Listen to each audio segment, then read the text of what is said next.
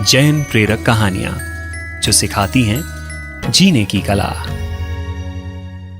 आज की कहानी है प्रायश्चित ने दिया आत्म प्रकाश। साध्वी चंदनबाला अपनी शिष्या साध्वी मृगावती के साथ प्रभु श्री महावीर की धर्म देशना सुनने समवसरण पहुंची। सांझ होते ही चंदनबाला तो अपने स्थान पर आ गई, पर मृगावती प्रभुवाणी के श्रवण में ही अंतर्लीन बनी रहीं। संयोग से सूर्य और चांद भी प्रभु दर्शन करने वहां आए हुए थे, सो सांझ भी दिन की भांति प्रकाशित हो रही थी। मृगावती को इस बात का पता ही न चला, पर जैसे ही सूर्य चांद चले गए कि सहसा अंधकार हो गया। मृगावती धीरे धीरे चलकर अपने स्थान पर पहुंच गई, पर तब तक बहुत अंधेरा हो चुका था। चंदनबाला ने मृगावती से कहा, साध्वी अथवा नारी को देर रात तक स्वस्थान से बाहर नहीं रहना चाहिए, इससे मर्यादा का अतिक्रमण होता है। सांझ होते ही तुम्हें आ जाना चाहिए था, पर हो गया सो हो गया।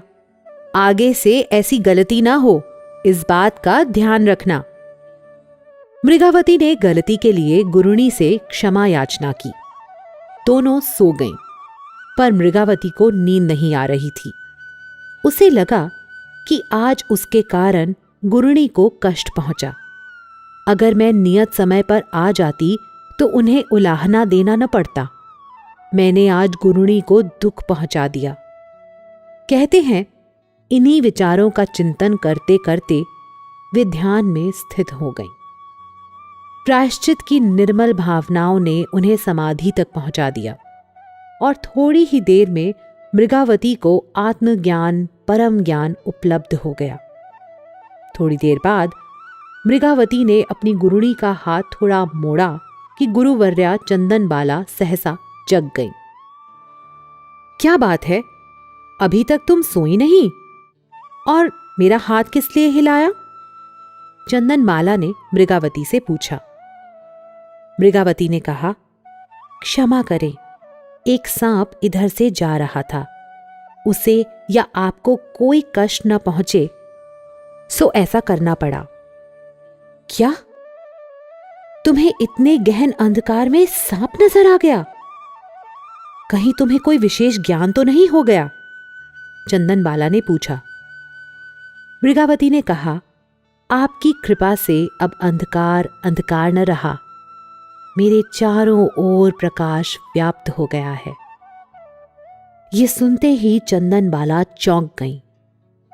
उसने मृगावती से माफी मांगी और कहा, क्षमा करना, मैंने ज्ञानी की अवहेलना की। कहते हैं, चंदनबाला भी प्रायश्चित की गंगा में उतर गईं और निर्मल भावनाओं ने उन्हें समाधि तक पहुंचा दिया।